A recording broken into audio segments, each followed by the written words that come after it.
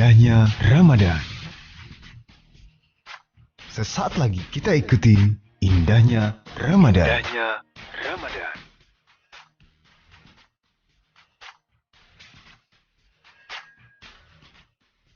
Assalamualaikum warahmatullahi wabarakatuh. 103,5 Radio Magelang FM di udara untuk semua usia. Selamat sore sahabat pendengar dimanapun Anda berada. Apa kabar Anda? Alhamdulillah semoga selalu baik ya. Saya Ayu L hadir di ruang dengar Anda dan akan menemani waktu sore Anda menunggu waktu berbuka puasa dalam program spesial Ramadan kami, Indahnya Ramadan. Indahnya Ramadan ini adalah program talk show jelang berbuka puasa bersama kantor Kementerian Agama Kota Magelang yang berisi tentang kajian-kajian Islami sehingga dapat menambah serta memperkaya hasanah ilmu pengetahuan kita. Dan indahnya Ramadan hari ini Selasa 5 Mei 2020 akan mengambil tema tentang moderasi Islam dalam pendidikan keluarga dan formal. Seperti biasa Anda juga dapat bertanya atau memberi tanggapan Anda langsung melalui WhatsApp atau SMS kami di nomor 0815 783 80866 atau melalui telepon di nomor 0293 366 899. Dan bagi Anda yang ada di luar Kota Magelang, Anda dapat mendengarkan siaran kami melalui streaming di website resmi kami di magelangfm.magelangkota.go.id. Sudah hadir di studio narasumber kita sore hari ini yang luar biasa. Ada 3 narasumber yang bakal berbagi ilmu, berbagi pengetahuan dan berbagi informasi kepada Anda semuanya. Narasumber kita yang pertama Bapak Kiai Haji Mislam Kowi. Assalamualaikum. Assalamualaikum Bapak. Waalaikumsalam warahmatullahi wabarakatuh. Dan yang berikut narasumber kita yang kedua Bapak Ustadz Nasrul Hidayat. Assalamualaikum Bapak. Waalaikumsalam warahmatullahi wabarakatuh, Mbak Ayu. Iya. Selamat sore. Selamat sore juga. Kemudian narasumber kita yang ketiga adalah Bapak Ustadz M. Muhammad ya. Betul Pak? Maulana. Oh Muhammad Maulana apa Maulana saja ya? Maulana saja. Bapak Ustadz Maulana. Assalamualaikum Pak Maulana. Waalaikumsalam Mbak Ayu. Oke. Matur nuwun. Aduh luar biasa di sore hari ini seperti biasa kita menunggu pencerahan juga ilmu yang bakal disampaikan oleh ketiga narasumber kita tentang moderasi Islam dalam pendidikan keluarga dan formal. Nah, bisa disampaikan kepada sahabat pendengar apa sih yang dinamakan pendidikan keluarga ini dan pendidikan yang formal dari Bapak Mislam, Bapak Nasrul juga Bapak Maulana. Silakan bisa disampaikan ke sahabat pendengar semuanya. Assalamualaikum warahmatullahi wabarakatuh. Waalaikumsalam warahmatullahi wabarakatuh. Bismillah, alhamdulillah, alhamdulillahi rabbil alamin, wala aqibatu lil muttaqin, wala udwana illa 'alal zalimin. Shalatu wassalamu ala asyrafil anbiya'i wal mursalin, sayyidina Maulana Muhammadin wa ala alihi wa ashabihi ajma'in. Amma ba'd. Yang hadir pada sore hari ini Bapak Ustadz Nasrul Hidayat, Bapak Ustadz Maulana, juga tak lupa Mbak Ayu ini. Iya. Yang masih Ayu terus. Selamanya Pak karena namanya. Saya bilang Mbak aja ya Mbak. Siap, monggo Pak. Lebih senang Pak biar kelihatan awet muda. Iya, alhamdulillah sore hari ini dengan anugerah Allah, taufik dan hidayahnya, kita bersama-sama bisa bertemu kembali yang mungkin ini walaupun program tahunan. Ya, mudah-mudahan nanti bermanfaat buat kita semua. Amin. Terutama untuk diri kita, anak cucu kita, dan keluarga kita, masyarakat kita, dan secara umum sahabat pendengar Magelang FM semuanya dimanapun berada. Dalam tema pada hari ini memang kita diberi tugas untuk menyampaikan moderasi pendidikan, moderasi Islam tentang pendidikan keluarga dan pendidikan formal. Pada hakikatnya pendidikan adalah sesuatu hal yang mutlak kebutuhan kita. Karena tidak ada kesuksesan tanpa pendidikan, tidak ada kebaikan tanpa pendidikan, dan lain sebagainya. Oleh karena itu syarat mutlak kesuksesan bagi seseorang adalah ilmu atau pendidikan. Kita dalam hal ini perlu menyampaikan tentang sedikit gambaran awal mula di dalam Islam juga adanya pendidikan. Setahu saya bahwa diawali dengan beberapa ayat Al-Quran yang awalnya memang situasi dan kondisi yang saat itu untuk memerangi kebatilan, maka awalnya surat datang turun tentang perintah perang. Yang kedua juga masih tentang perintah perang. Lalu yang ketiganya baru ada himbauan jangan semua berangkat perang, akan tetapi sebagian suruh berperang dan sebagian untuk mencari ilmu. Itulah yang disebutkan dalam surat At-Taubah ayat 122. Disebutkan wa ma kanal mu'minuna liyamfiru kaffah falaula nafara min kulli firqatin minhum ta'ifatul yatafaqahu fid-din wa liyunziru qaumahum idza raja'u ilaihim la'allahum yahdharun. Tidak semua orang mukminin suruh berbondong-bondong semua untuk berperang, akan tetapi dihimbau, diminta agar sebagian untuk mau mencari ilmu. Mencari ilmu inilah supaya nanti ketika kembali ke masyarakatnya bisa mengingatkan, kembali ke keluarganya bisa menata kekeluargaannya, menata dirinya sendiri tentunya, lalu anak cucunya dan sebagainya. Semuanya itu juga saya kira semuanya agar mencapai kesuksesan harus menjadi kunci utama atau syarat mutlak tadi di depan saya aturkan. Dalam hal ini juga Rasulullah mengatakan waman aradad dunya fa'alaihi bil ilmi waman aradal akhirah fa'alaihi bil ilmi. Orang ingin sukses dunia kuncinya juga ilmu. Orang ingin sukses akhirat pun harus disertai dengan ilmu. Itulah pendidikan. Maka dalam hal ini sesuai dengan judul yang diberikan kepada kami ini bahwa moderasi Islam dalam pendidikan keluarga, maka saya awali dengan satu keterangan. Saya ambil dari hasil observasi tentang pendidikan keluarga. Kalau saya mengambilnya dari pendidikan santri, anak, dan keluarga, begitu. Jadi saya banyak terinspirasi dengan orang-orang terdahulu, utamanya adalah para ulama, karena sebelum ada pendidikan formal yang berperan adalah para ulama. Bahkan dari zaman penjajahan pun belum ada pendidikan formal ya Mak Nasrul. Itu sudah para ulama yang mendahului tentang pendidikan keluarga, bagaimana menciptakan keluarga yang baik. Maka di sini saya mengambil satu hasil observasi tentang pendidikan anak, pendidikan keluarga. Di antaranya adalah ada 7 rahasia. Rahasia kok diomong nih toh? Rahasia tentang pendidikan. Tapi karena Ramadan dibuka ini. Iya. Riset ini juga pernah ternyata sejalan dengan Al-Maghfulah. Simbah Kiai Maimun juga kemarin kebetulan wafat di Makkahul Mukarramah, juga pas saya ada di sana kemarin. Luar biasa. Alhamdulillahirabbil alamin. Berarti beliau menyaksikan langsung atau menunggu ini Pak ya? Kemudian ikut menyalati, juga ikut.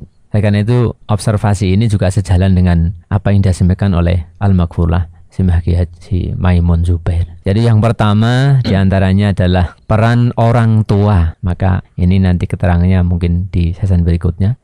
Yang kedua adalah rizki yang halal. Bahkan lebih berhati-hatinya adalah no subhat. No subhat, apa itu Bapak? Subhat itu belum masuk haram. Belum masuk haram. Jadi antara halal dan haram ini bagaimana hukumnya? Artinya itu iya. Gimana Ustaz? Jadi remang-remang. Berarti ini ditanamkan penting banget buat pendidikan anak usia dini di dalam sebuah keluarga ya Pak ya. Nanti keterangannya panjang sebenarnya, tapi kita singkat-singkat aja. Yang ketiga adalah memohon. Ini perlu keterangan betul yang nomor 3. Memohon berkah sebenarnya dari Allah, tapi yang diberikan kepada para ulama, para kiai, yaitu tentang nanti keterangannya ada yang ketiga. Terus yang keempat adalah teladan dan istiqomah. Nah, teladan ini yang juga penting buat kita, bukan hanya ngoceh saja. Bukan kita hanya ngoceh terhadap anak, cucu, tapi kita perlu adanya teladan. Sampai Rasulullah mengatakan al-ibadatu bil hal afdalu min ibadati bil maqal. Ibadah dengan tingkah laku, dengan contoh, suri tauladan itu lebih utama daripada hanya ibadah dengan ngomong saja. Begitu. Nah itu dalam istilah Jawa apa Mbak Ayu itu? Engarso sung tulodo. Ya, itu mungkin sesuai dengan tokoh pendidikan kita ya Mbak Ayu ya. Engarso sung tulodo, eng madya mangun karso, tuturi handayani. Sapa sing ngelimututke nek elek. Jadi istilahnya pendidikan anak di usia dini terbentuk dari keluarga terlebih dahulu ya Bapak. Maksudnya seperti itu ya. Iya, begitu. Lalu yang kelima adalah pendidikan tentang tawadhu atau rendah hati. Atau andab asor. Apa itu ya? Andab asor. Ya, inilah yang menyangkut tentang nilai-nilai adab. Maka Islam sudah mengajarkan bahwa kesuksesan tidak mungkin jika orang tersebut tidak mempunyai rasa rendah hati atau tawadhu atau adab asor. Lalu yang keenam adalah tentang senang bersedekah atau bersedekah dan juga bersahaja. Ini menjadi satu kesuksesan. Karena kunci sukses bukan terus merasa paling, ya ini penting. Bukan merasa paling, tapi adalah sederhana. Nah, kesederhanaan bersahaja. Ini. Lalu yang ketujuh adalah kaderisasi. Kaderisasi, kita juga harus sadar penuh bahwa tidak selamanya orang hidup. Hari ini juga ada tokoh kita yang meninggal, Didi Kempot. Itu bahwa beliau jelas sudah punya kader itu. Ya, kadernya banyak. Nah, kita pun begitu dalam segi agama, segi keluarga. Tentu butuh kaderisasi. Butuh kaderisasi yang penuh tanggung jawab, penuh dengan pendidikan tadi.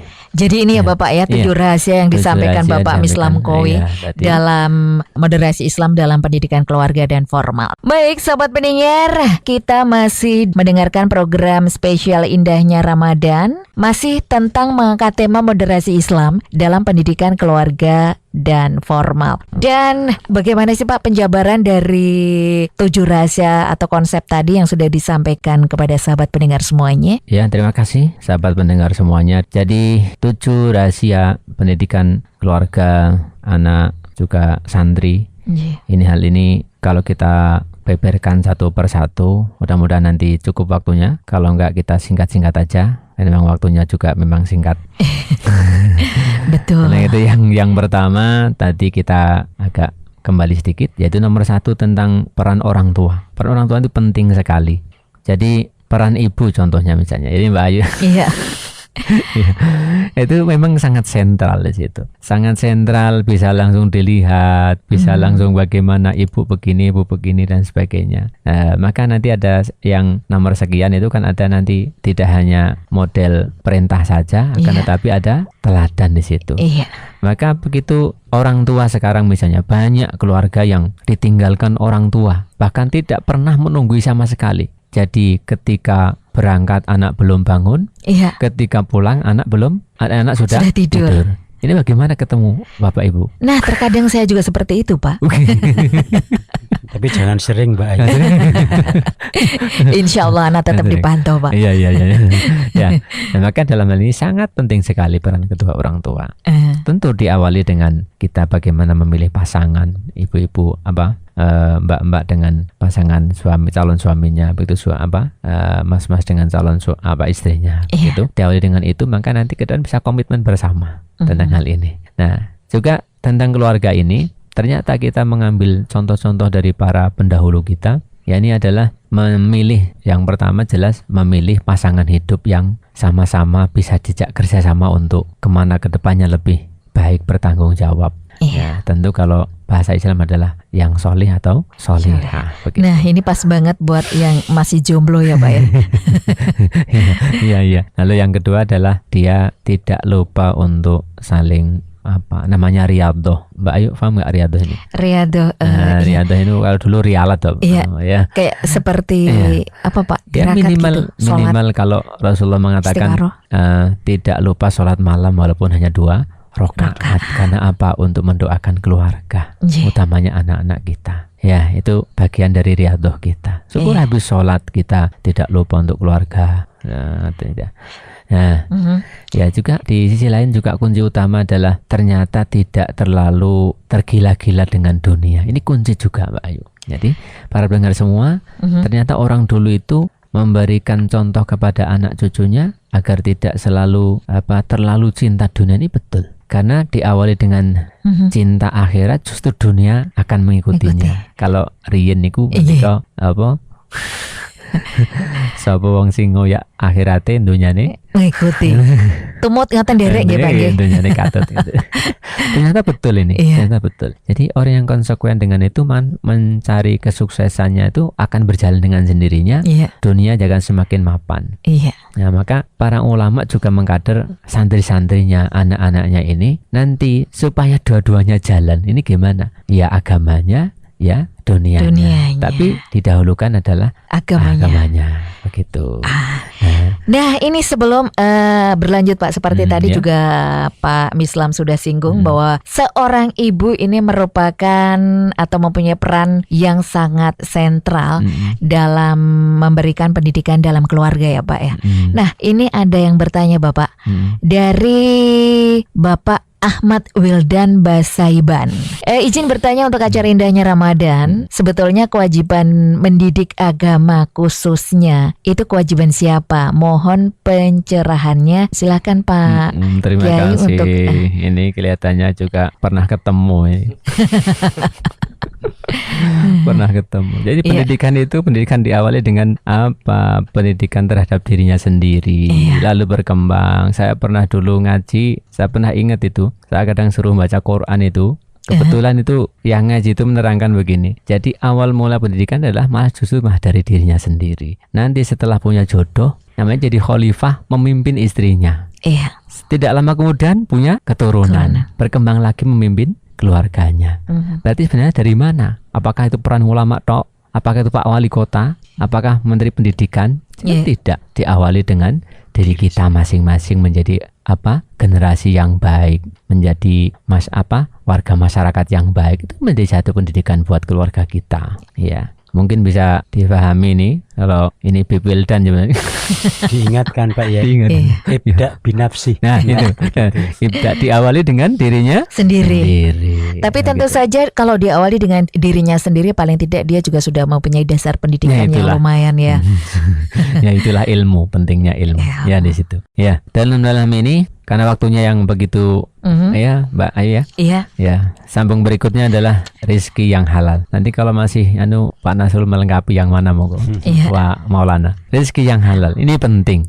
Saya pernah matur di satu acara halal bihalal. Di situ dihadiri para dokter, juga para perawat. Itu saya juga matur tentang rezeki halal. Harusnya yang matur rezeki halal itu kalau dimakan yang tahu Pak dokter itu. Setelah dimakan lalu beredar kemana, apa kerjanya di seluruh tubuh ini, lalu jadi apa, harusnya Pak dokter yang menerangkan ini, bukan saya. Mungkin kaidahnya kalau Pak dokter menurut medis, kalau Bapak ini dari segi agamanya ya Pak ya. Iya. Maka dari segi pentingnya ini adalah karena tadi pendidikan diawali dengan diri masing-masing. Bagaimana seseorang tidak memperhatikan halal haram, nanti kalau makan akan beredar ke seluruh tubuhnya. Bahkan kalau makanan sudah diserap ke seluruh tubuh akan bercampur dengan darah. Padahal godaan setan, bahkan disebutkan setan itu mengalir mengikuti aliran darah. Itu yang penting. Ketika dialiri dengan rezeki yang halal, maka nuwun sewu inilah menjadi satu prioritas juga tentang pendidikan kita, akan menjadi orang yang baik. Lah kadang saya juga sering guyonan begini dengan para pengurus posyandu, bukan menyepelekan mereka, enggak. Coba sekarang kalau di pengurus posyandu diterangkan tentang 4 sehat 5 sempurna. Makanannya bagus, lauknya bagus, nasinya menul-menul gitu ya Mas. Ya, akan tetapi yang terakhir kadang belum tercover karena di situ hanya 4 sehat 5 sempurna dengan tambah susu. Tapi dalam perspektif Islam ini ditambah dengan makanan yang halal atau haram. Bagaimana nasinya menul-menul, bagaimana lauknya baik, sayurnya cukup tambah susu, akan tetapi uangnya uang haram. Ini bagaimana ya Mas Maulana ya? Halalan thayyiban. Halalan thayyiban itulah. Tidak hanya halal tapi ternyata ke sana perannya. Perannya ke sana. Lah kalau menyangkut tentang ilmu, maka berlaku tentang anjuran Islam wala talbisul haqqo bil batil. Tidak akan bisa bercampur antara barang yang hak dan batil. Tentu ilmu Allah itu hak. Kenapa dicari dengan cara yang tidak benar? Makanan pun kalau dimakan seseorang kok mencari ilmu, akan keluar lagi itu. Itu. Iya. Tapi ada yang sering yang mengatakan begini Pak, ya juga Pak Ustadz, apa yang dilarang dalam agama tentang makanan itu haram, itu memang sebenarnya ada maksud tertentu. Ketika dari medis menjelaskan kenapa itu haram, karena makanan tersebut apabila dikonsumsi oleh tubuh manusia mengandung ini dan itu ya. Jadi mungkin pengertiannya ini sangat berhubungan ya. Seperti itu mungkin bisa Pak Nasrul bisa di sharing ilmunya Pak. Assalamualaikum warahmatullahi wabarakatuh. Waalaikumsalam warahmatullahi wabarakatuh. Yai Mislam, Pak Pak Yai Maulana, Mbak Ayu. Ketemu lagi Mbak Ayu. Setahun baru ketemu. Ramadan ya. Di dalam apa namanya ini, alhamdulillah kita sudah memasuki Ramadan yang ke-10 ya. Lebih Pak. Ke-10 yang kedua. Ini ke-12 Pak. Ke-12 ya. Iya. 10 hari yang kedua Pak Nasroni ya. Luar biasa sudah memasuki yang sampai lali dino. Sampai lali dino ya. Situasi kita berharap semoga kita pahami bersama, semoga COVID-19 ini yang menjadi masalah kesehatan masyarakat yang meresahkan ini, mohon kepada Allah segera diangkat ya. Amin. Magelang kembali situasi normal kembali ya. Amin. Ya. Harapannya seperti itu Pak. Harapannya seperti itu. Mohon kita juga untuk saling menyadari ya. Untuk menyadari Ramadan ini, untuk saling koreksi diri, untuk physical distancing ini perlu. Betul. Kita mengingatkan kembali ya. Sebelum saya menyampaikan, karena tadi 7 rahasia tadi, karena harus ada halalan thayyiban. Itu kalau ada ajakan baik ya harus sami'na wa ata'na. Ya. Masyarakat Kota Magelang harus wajib itu. Siapa saja physical distancing, jangan kumpul. Menurut saya bagi yang umat Islam ya hindari dulu sholat berjamaah. Karena memang kita bukan asal bicara tidak boleh, tidak ya, tapi berdasarkan penelitian dari kesehatan yang sudah mengukur. Artinya monggo saya mengajak pada diri saya dan seluruh pendengar Magelang FM ini untuk hati-hati ya. Saya mohon tarwehnya jangan dulu kumpul dengan masyarakat. Tarweh di rumah ya Pak ya. Kita di rumah masing-masing. Jadi belajar jadi imam. Kalau rezekinya halalan thayyiban jadi imam, bener-bener ini orang tua kita. Insyaallah. Jadi pas sekali kalau moderasi Islam ini dalam keluarga kita pahami bareng-bareng. Ini tadi Pak Islam Kuawen sudah 7 rahasia sudah dibuka ya. Katanya rahasia tapi dibuka ya. Saya menambahi dari keterangan Ustadz Islam nanti di moderasi Islam ini yang perlu kita pahami lagi bahwa moderasi Islam adalah sebuah pandangan atau sikap yang selalu berusaha mengambil posisi tengah dari dua sikap yang berseberangan dan berlebihan, sehingga salah satu dari kedua sikap yang dimaksud tidak mendominasi dalam pikiran dan sikap seseorang. Dengan kata lain, bahwa seorang muslim moderat adalah muslim yang memberi setiap nilai atau aspek yang berseberangan bagian tertentu tidak lebih dari porsi yang semestinya. Jadi imbang ya.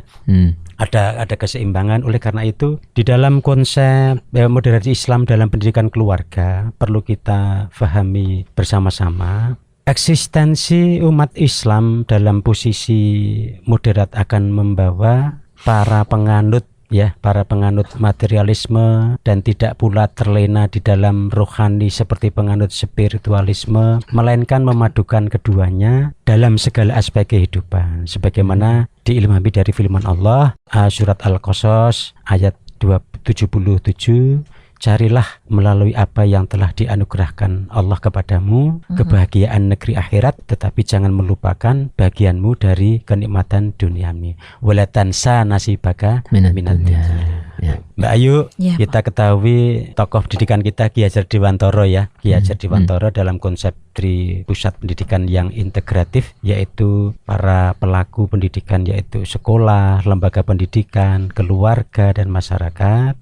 Nah, tiga pusat ini harus konsisten ya dan konsekuen di dalam mengajarkan dan mendidikkan hal-hal yang baik dan positif. Maka oleh karena itu jangan sampai istilahnya didistorsi Pak, dirusak oleh masyarakat itu sendiri. Sudah dibina benar baik-baik oleh orang tua, sudah dibina baik benar oleh sekolahan, tapi orang tua enggak memberikan contoh yang kayak baik. Tadi ya dari Ustadz Islam ya, nun sewu, bapak keluar anaknya masih tidur, pulang anaknya sudah tidur. Ini saya mau untuk bisa dirubahkan begitu. Maka di dalam moderasi Islam keluarga ini ada satu pandangan, kalau boleh saya menambah satu pemahaman, yaitu bagaimana pendidikan Islam ini mempersiapkan dan menumbuh kembangkan anak yang dilakukan oleh pendidik, minimal orang tua ya, ya oleh pendidik yang prosesnya berlangsung secara terus-menerus sejak lahir sampai meninggal. Utlubil ilma minal mahdi ilal lahdi ya. Kemudian pendidikan keluarga merupakan bimbingan, pengajaran dan latihan-latihan yang diberikan oleh orang tua sebagai pendidik terhadap anaknya dalam lingkungan keluarga yang merupakan institusi. Wah, ini bahasanya ini bahasanya agak sedikit ya Pak Mislam Nusewu ya. Pak Maulana nih. Yang merupakan institusi pertama dan utama di dalam meletakkan dasar-dasar pendidikan bagi pendidikan berikutnya.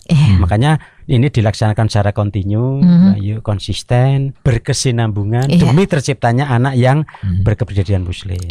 Maka untuk itu ada pola pendidikan atau pola asuh yang diterapkan pada keluarga Islam. Ini ada diistilahkan, ada 4 pola, diistilahkan parenting Islami. Parenting Islami. Keren, Islam. Yang pertama ya, yang satu adalah pendidikan keimanan, pendidikan akhlak, pendidikan ibadah, dan pendidikan kesehatan. Luar biasa, banyak juga, sekali ya. Itu juga masuk yang 7 tadi ya. Masuk yang 7 tadi ya. Bagiannya ini. Makanya ini dari nyambungan begitu dengan 7 rahasia tadi, Mbak Ayu. Sobat pendengar, Anda masih mendengarkan program spesial Ramadan kami di Indahnya Ramadan. Luar biasa. Tadi disinggung tentang eksistensi, tentang pendidikan Islam juga ini ya, yang merupakan bagiannya. Pak Nasrul sudah memberikan pencerahannya. Mau dilanjutkan Pak Nasrul sebelum sedikit, nanti Pak Maulana menambahkan. Sahabat pendengar Radio Magelang FM, Ustadz Mislam, Ustadz Maulana, Mbak Ayu, dirahmati Allah. Saya lanjutkan tambah sedikit, nanti Ustadz Maulana menambah. Jadi perlu orang tua, ini minimal orang tua untuk pola asuh pendidikan, khususnya kalau kita kenal dalam arti parenting Islam ini ada 4 pola. Yang pertama adalah pendidikan keimanan. Maka pendidikan keluarga di dalam Islam yang paling utama dan pertama adalah pendidikan mengenai tauhid. Menanamkan pendidikan keimanan berarti menanamkan kepada anak kita tentang satu-satunya yang wajib disembah hanya Allah Subhanahu wa Ta'ala. Ini harus kuat ini. Yang kedua, pendidikan akhlak. Maka pendidikan akhlak seperti mengatur adab tata tertib masuk di dalam rumah kita, masuk ke rumah orang lain, sopan santun bertetangga, bergaul, bersikap, lebih-lebih berpakaian sekarang nun sewu ya. Dalam masyarakat mulai diajarkan lagi kepada anak kita. Kita sadarkan mengajari anak memang tidak gampang, susah gampang. Butuh kesabaran, kecerdasan, kreativitas yang tinggi. Nun sewu ini hati-hati orang tua. Kemudian yang pola parenting Islami yang ketiga, pendidikan ibadah. Maka pendidikan ibadah seperti pelaksanaan sholat harian, maktubah, kemudian puasa ini sekarang kita disekan di dalam bulan Ramadan. Ini harus kita lakukan, kita contohi orang tua bagaimana melaksanakan puasa di rumah. Lebih-lebih sekarang lagi physical distancing. Orang tua di rumah saja, kalau tidak berkepentingan di rumah saja. Anak-anak kita pantau. Anak-anak kita pantau kegiatannya apa. Belajarnya yang sekarang nun sewu ya, belajarnya pakai online ya diawasi. Antara bermain belajar dengan bermain internet, hati-hati. Maka di dalam pendidikan ibadah ini jangan sampai apa yang sudah dilakukan di sekolah, yang diajarkan tentang sholat tepat waktu, tetapi orang tuanya tidak melakukan hal yang demikian, sama juga bohong. Pak guru, bu guru sudah kenceng ngajari sholat ibadah, tapi orang tua nyepelek, ngeboti acara TV, ngeboti HP nemuni, sinyale. Nah niki ada. Yang terakhir adalah parenting tentang kesehatan. Maka tentang kesehatan ini seperti gerak-gerik di dalam ibadah wajib merupakan didikan secara tidak langsung, merupakan didikan jasmani dan rohani.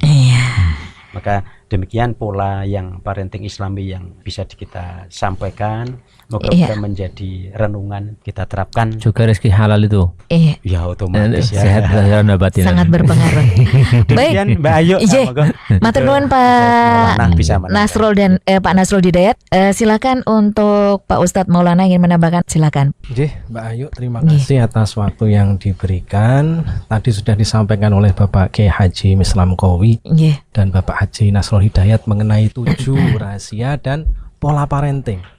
Nah, saya kali ini akan mencoba sedikit mengulas agak sedikit ke psikologi.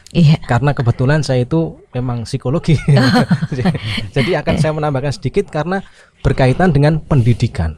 Jadi ada kaitannya dengan psikologi seperti itu.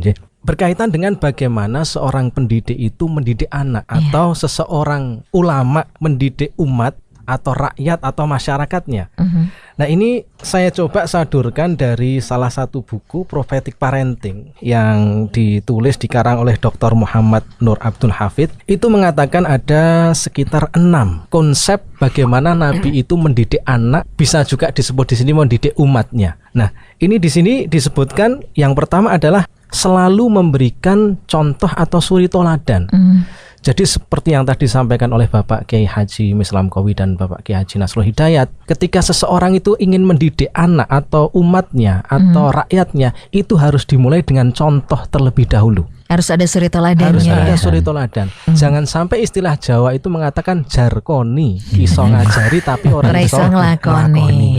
Padahal di dalam ayat Al-Qur'an kan sudah disebutkan, laqad kana lakum fi rasulillahi uswatun hasanah.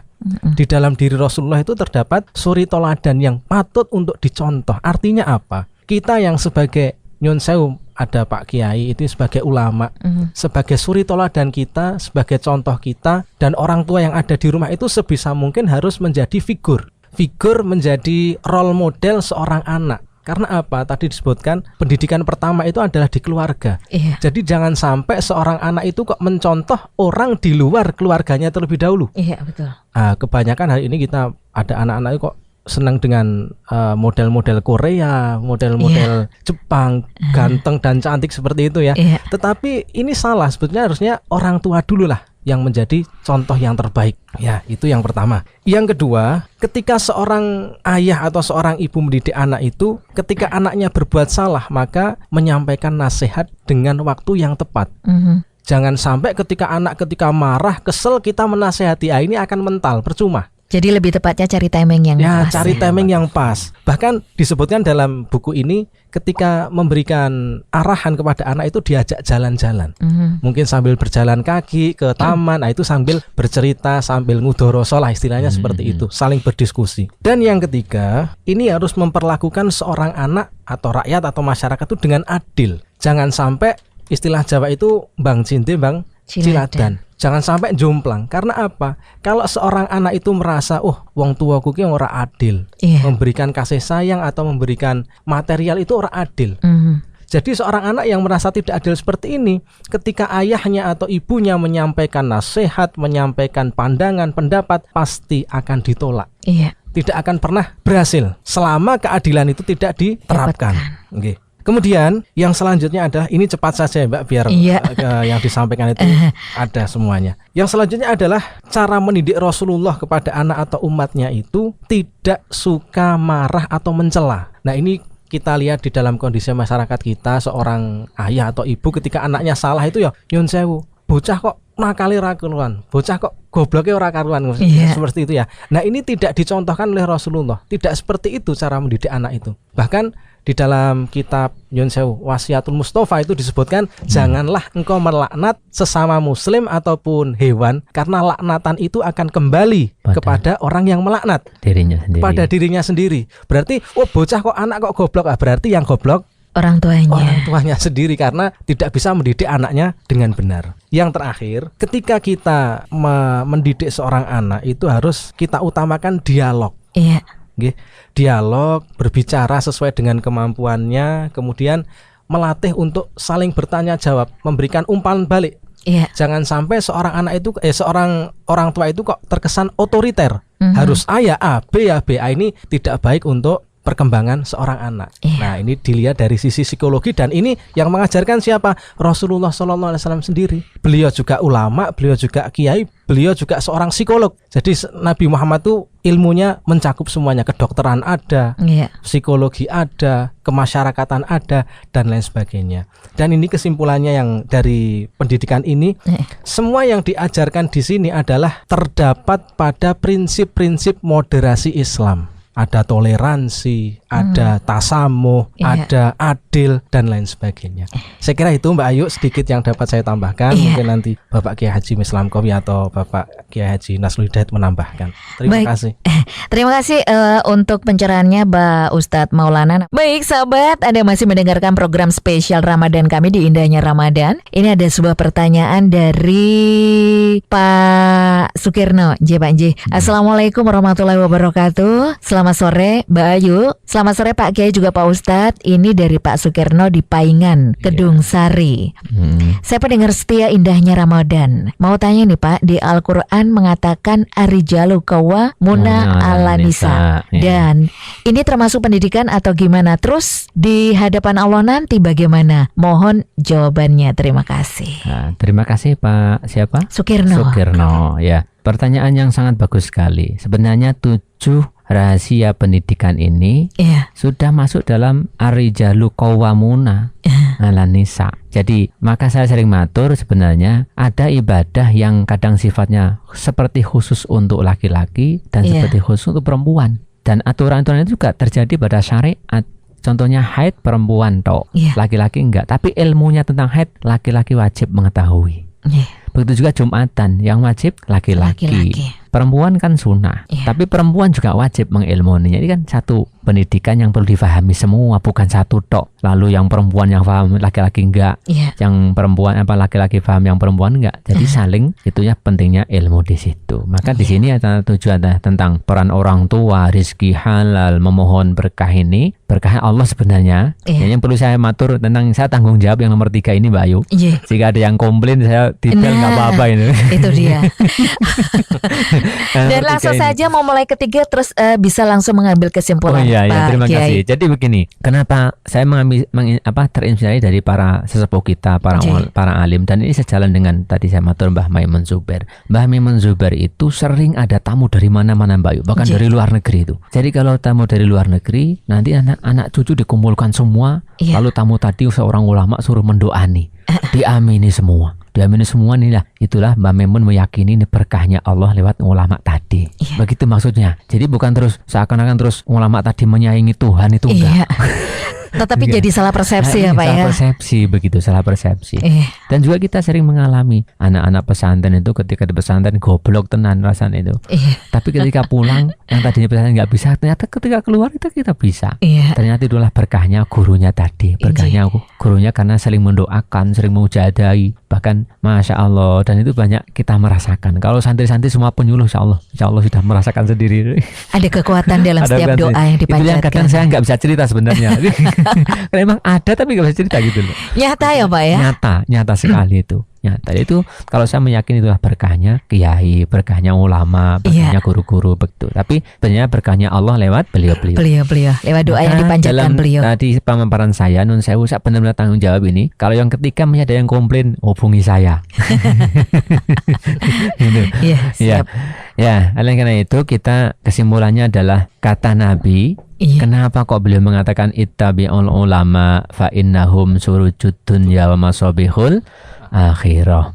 Ikutilah saja para ulama. Termasuk ini yang tadi Pak Nasrul ngendika tentang adanya Covid ini. Majelis ulama, fatwa ulama sudah didukung oleh Majelis Tarjih Muhammadiyah, sudah didukung oleh Lembaga Bahsul Masail NU dan seterusnya. Mana yang masih kurang? Itu loh. Oleh karena itu perlu kita taati bersama.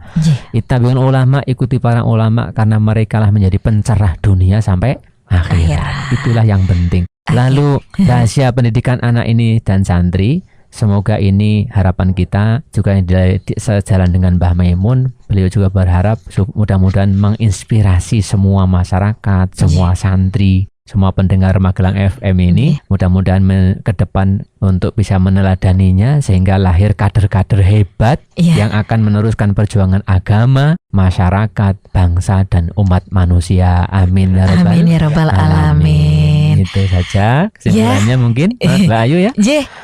Mohon maaf, ini bersumber dari tertanggal Selasa 12 Dzulhijjah 1440 Hijriah atau 13 Agustus 2019 pukul 18.17. Penulis Dr. Jamal Makmur Asmani, dosen Ipma Pati. Ini juga diambil dari Mbah Maimun dari Mekah sana. Referensinya Pak ya. Iya, nun sewu sangat niki. Itu saja Mbak Ayu. Demikian Pak Kiai. Ya. Terima kasih Pak Kiai Haji Mislam Kowi, Pak Ustadz Nasrul Hidayat, juga Pak Ustadz Maulana yang sudah memberikan pencerahannya di indahnya Ramadan pada sore hari ini. Dan sahabat, demikian tadi kita dengarkan bersama indahnya Ramadan yang sudah mengambil tema moderasi Islam dalam pendidikan keluarga dan formal. Simak terus indahnya Ramadan Senin sampai Sabtu selama bulan Ramadan mulai jam 4:30 sore. Dan terima kasih kepada ketiga narasumber yang sudah berkenan hadir. Saya Ayu L pamit undur diri dari ruang dengar Anda. Selamat sore, selamat menantikan buka puasa, dan wassalamualaikum warahmatullahi wabarakatuh.